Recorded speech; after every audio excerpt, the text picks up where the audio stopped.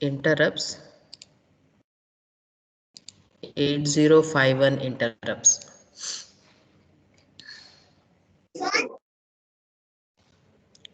So you might have heard this. But I've heard this word interrupts. So what is this interrupt? What is this interrupt and polling? Very important one.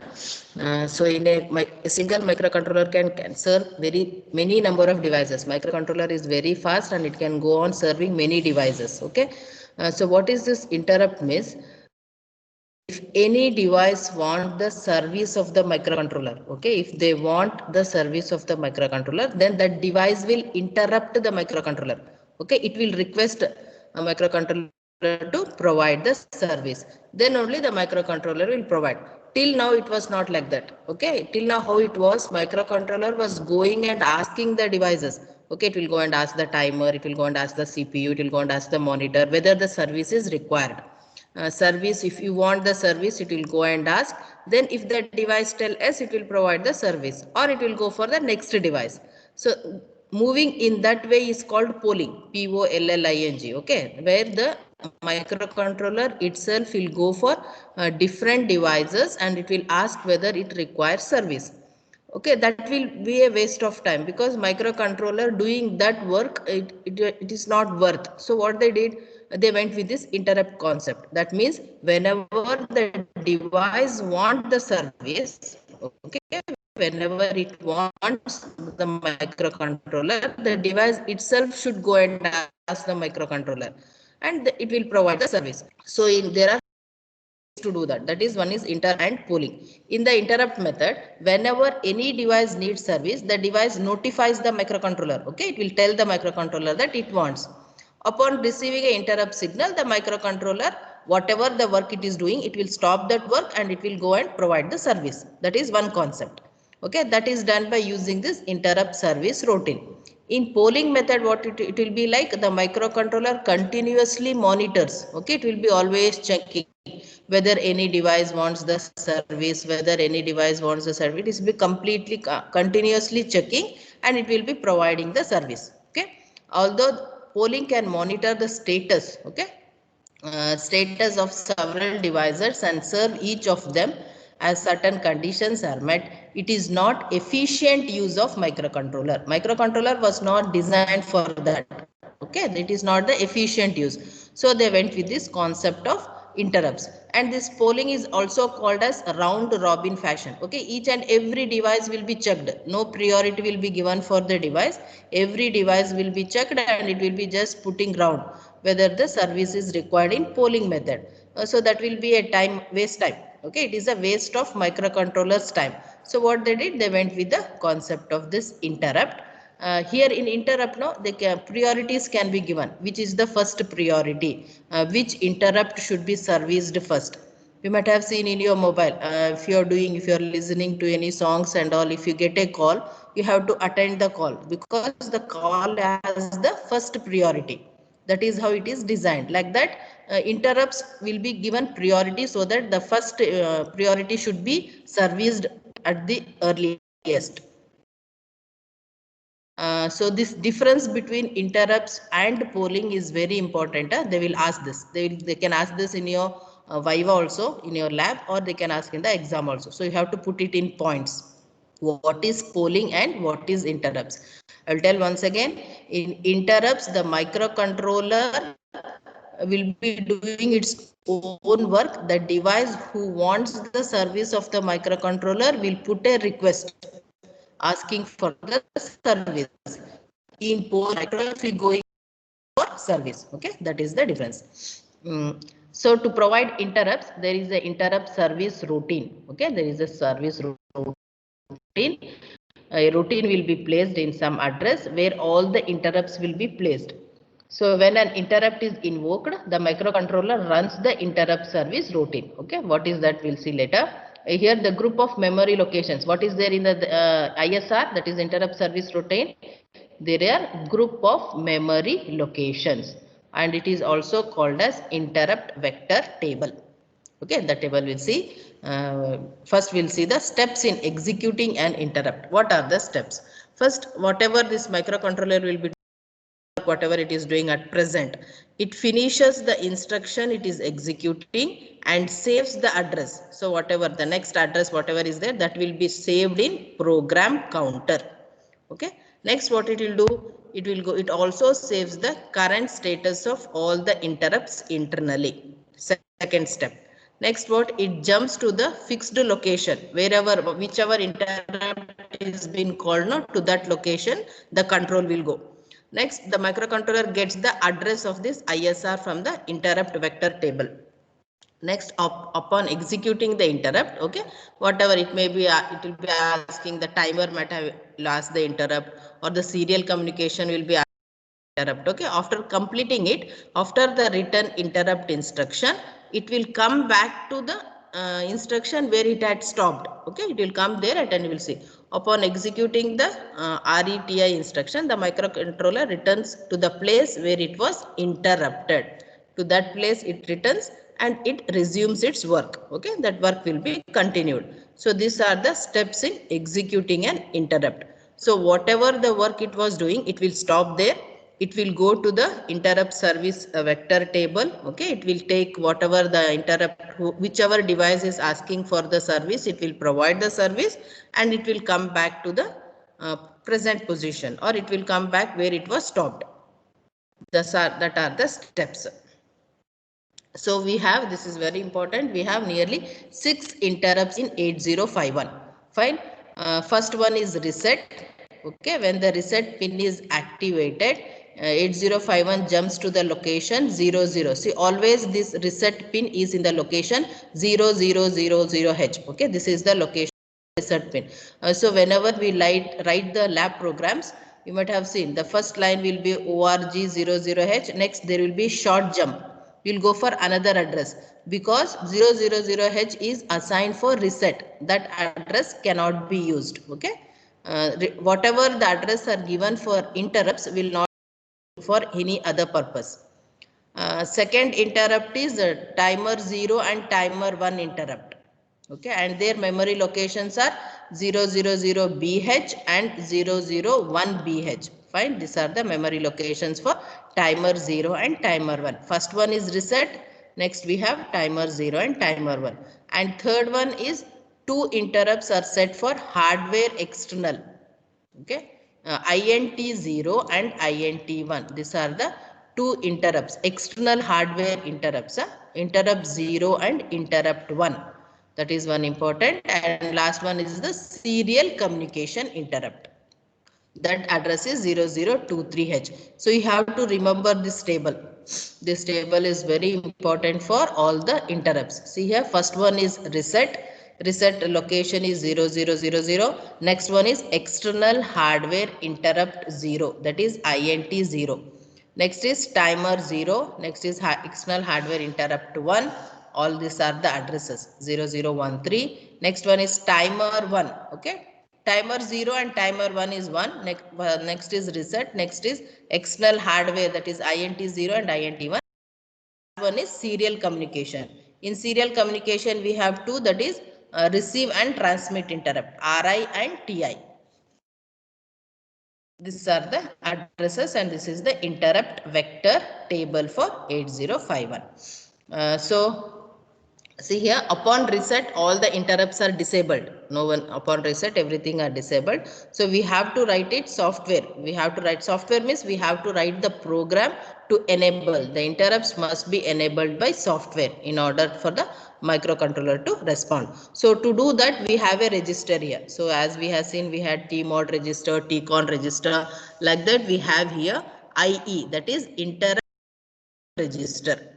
Okay, that register we'll see in detail, which is used for enabling and disabling the interrupts. So what this has, it is again a 8-bit register. Okay, interrupt enable register we have from D0 to D7. Here the first one, that is EA. Okay, this will, if it is 0, if EA is 0, no interrupt will be acknowledged. So it will not see any interrupt if EA is 0.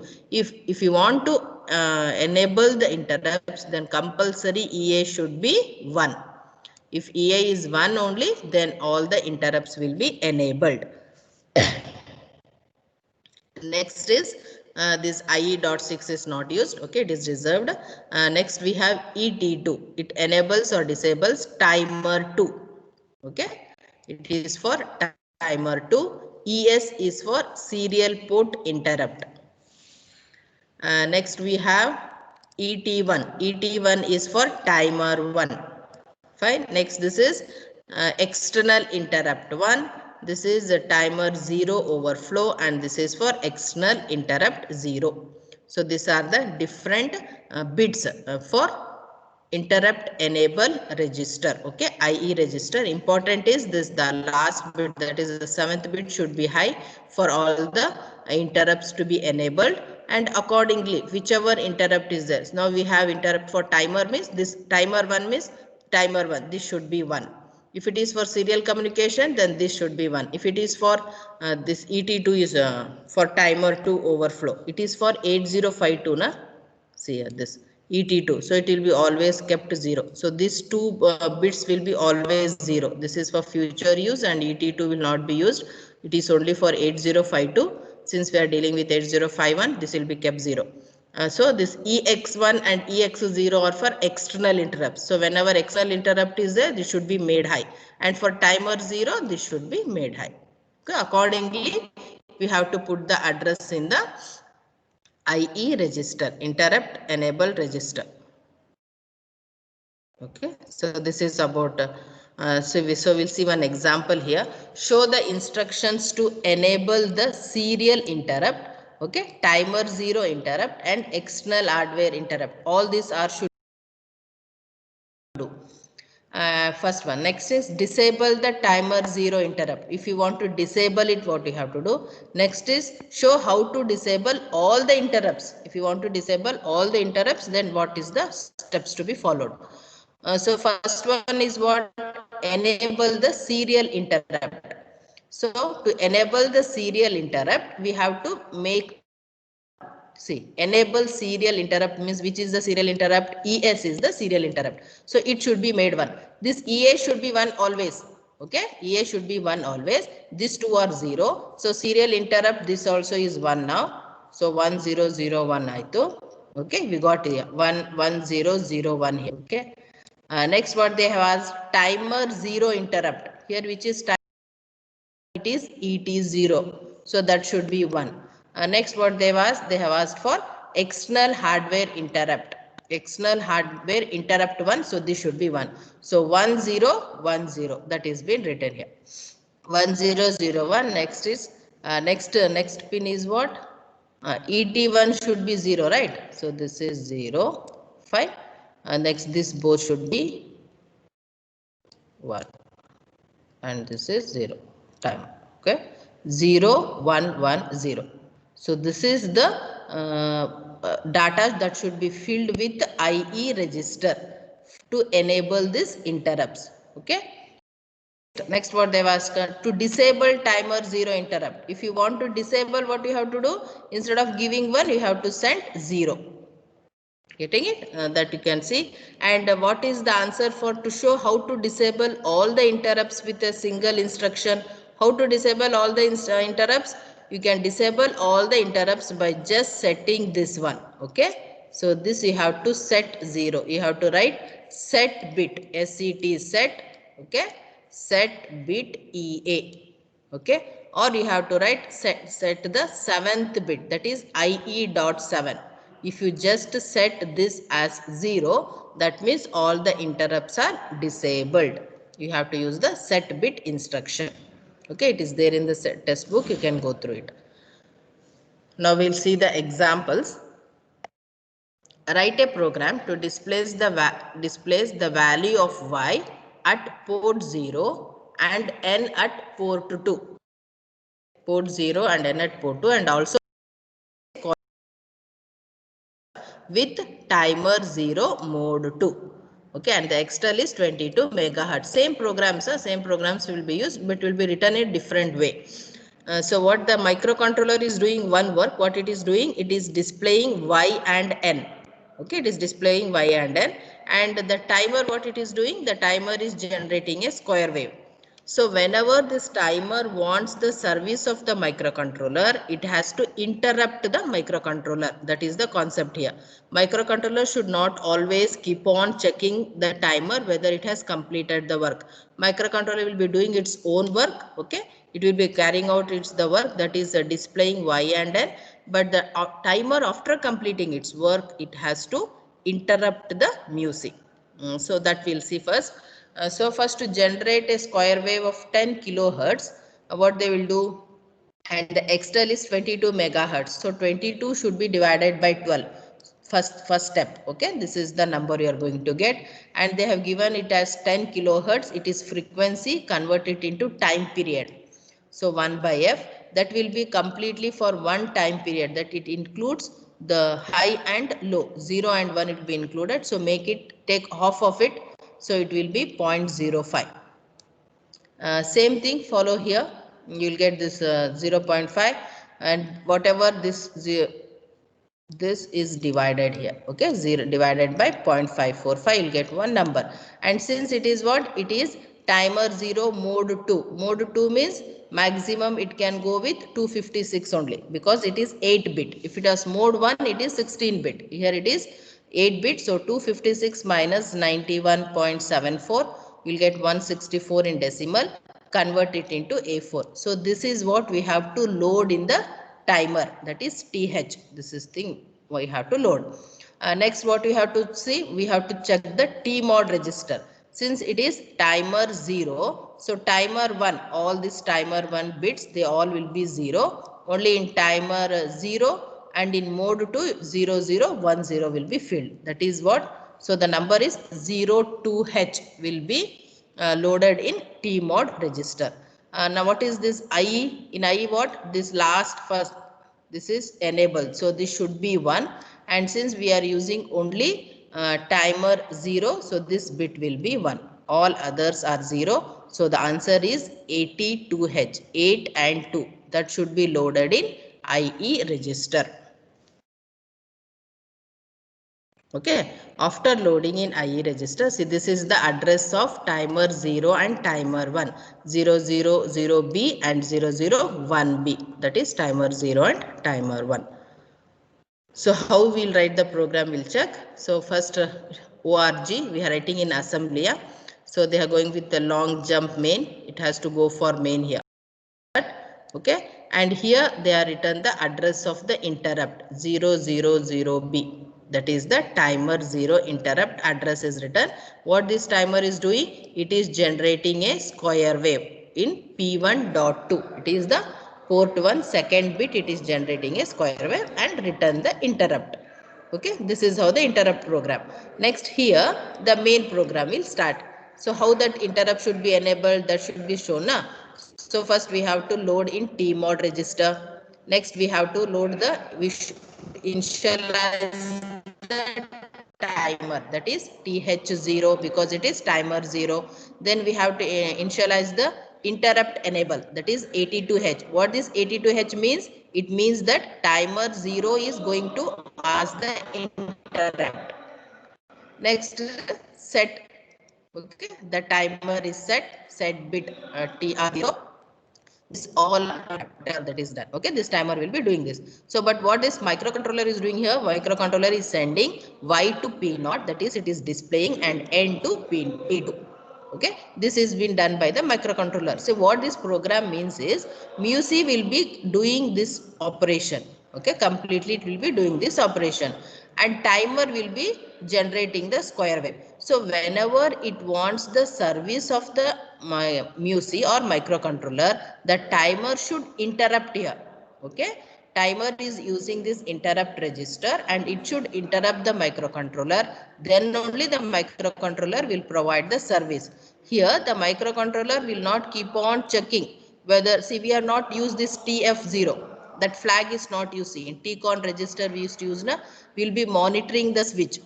We will be seeing whether the this bit is enabled or no. Will be keep on monitoring by using that instruction, that is JNB. JNB was used. Will be keep on monitoring. That step is not written here because microcontroller will not monitor now. It will be doing its work Whenever this timer has completed, it will inform microcontroller that it is completed. Okay. So here the time of the microcontroller will be saved and the operation will be very fast. So this is about the one program. Next, write a program to generate two square waves. Okay, two square waves. One 5 kilohertz and one more is 25 kilohertz. That is at P1 and this. And external is 22 megahertz. See, both the timers are used. Timer 0 mode 2 and timer 1 mode 2. Both the timers are used. So the procedure is very simple. Again, 5 means convert it into time period, take the off of it, here also take off of it and divide it by 0.545. Okay, you'll get one number, subtract with 256. So whatever the number you are getting, that should be initialized. So 48H and DBH. Next, you have to check what should be filled in the TMOD register. Since both the timers are used, so it is 22H. And you have to check what should be in the IE register. Okay, this should be 1, and since both the timers are used, both are kept as 1. So it will be 8AH. 1010 is nothing but A. So first always calculate it and see what should be filled in the registers, then go to write the program. So Shalom Jung, this is for time. So two timers, na? So two times. One is 000BH and one more is 001BH. Both are generating square wave of different frequencies. Okay. Next, return from interrupt and return. So the main program will start here. In main program, we have one is T mode, one is TH0 for timer 0, one is TH1 for timer 1, and this is the interrupt enable. Okay, 8AH. Next, set both the timers and stop. Getting it? Here you are just writing the main program. Here nothing, both the timers are used and it is generating a square wave. So these are the two programs. That is about the timer interrupts. Next, we'll see about programming external hardware interrupts. So we have two external hardware interrupts, that is pin 12 and pin 13, INT0 and INT1. Address is 0003 and 0013. So in two ways external hardware can be interrupted. One is level triggered and one is edge triggered. Two ways. So level triggered is shown here. That is the figure for level triggered. So whenever by default always the level trigger will be activated. For edge triggered you have to write a program. So in level triggered INT0 and INT1 are normally high, and if a low signal is applied it triggers the interrupt. Microcontroller stops whatever it is doing and jumps to the interrupt vector table to service the interrupt. Okay. So with one example, two switches are connected to pin P3 and two switches. When a switch is pressed, the corresponding line goes to low. Write a program where all the LEDs connected to P0. If first switch is pressed, okay, all the LEDs, light all the LEDs, or light all LEDs connected to P2 if second switch is pressed. So a simple program by using external interrupter. So ORG long jump main. So this is the address of the external interrupt 0003H. All the LED should be lighted, means it should be 111. So FF is sent to P0, and what is that lighting? We should see that for some time. No, so a delay is done here. 255 is sent to R0 and it is decremented. That means 255, 254, 2 like that till it becomes 0. These LEDs will be on, just to create a delay so that we can see the glowing of that LED. For that this delay is written from the interrupt. One more external interrupt, that is for port 2. Okay, the same steps are written here. Fine. And for to enable this, it is 85H, because both external and internal both the external hardware interrupt should be enabled. So IE should be loaded with 85H. So this is one of the programs here. This is 8 and this is 5, because this is for external hardware interrupts. This middle 2 is for timer. Both are 0. These are 1. That is from the IE register. Getting it? Next, if this is sampling the low level triggered interrupt, if the external interrupt pin is very low, we see the to what extent it should be low, that is important. So it should be low for 4 mission cycles. That is, one mission cycle is 1.085. So into 4, to that much level, this low triggered should be low. If it becomes high very soon, then the next interrupt will be arising. So it should be low for 4 mission cycles for level triggered interrupt. Okay, there are two types. One is level, one is edge. For level, it should be for 4 mission cycles. And edge triggered, it can be only for 1 mission cycle. Edge triggered. Getting it? So upon reset, INT0 and INT1 are always low level triggered. Okay, they'll be low level. If you want it to make it as edge, we have to set the bits in the TCON register. We had seen in the TCON register in serial communication. In that there were some lower nibble bits that should be set to enable the edge triggered interrupt. See, I'll show you here. This is the TCON register. This TF1, TR1, TF0, TR0. This all was used for timers. Okay, I think you remember. For to start the timer and to monitor the whether the timer has completed its work. For this was used. So these pins were left.